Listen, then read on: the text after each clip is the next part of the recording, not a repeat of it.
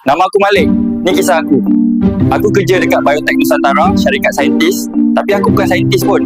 Aku budak IT je. Repair komputer, pasang wifi, tukar toner printer. Kerja biasa-biasa je. Tapi kat sinilah hidup aku mula berubah. Cantik juga. Kalaulah aku handsome, mesti dah boleh couple dengan Minah ni.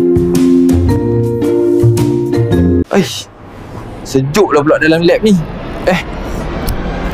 Abang-abang apa ni? Sakit weh. Ambil kau. Kan dah kena.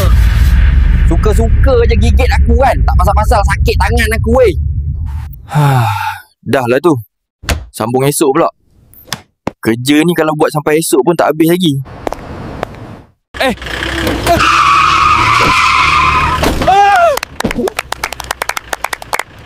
Dah kenapa aku ni?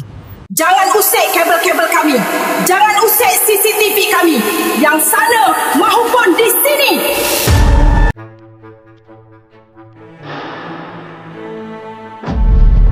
Weh, badan aku lain macam dah ni. Aduh. Weh, apa hal pula ni? Aduh. Habis lah. Apa semua benda dah patah ni?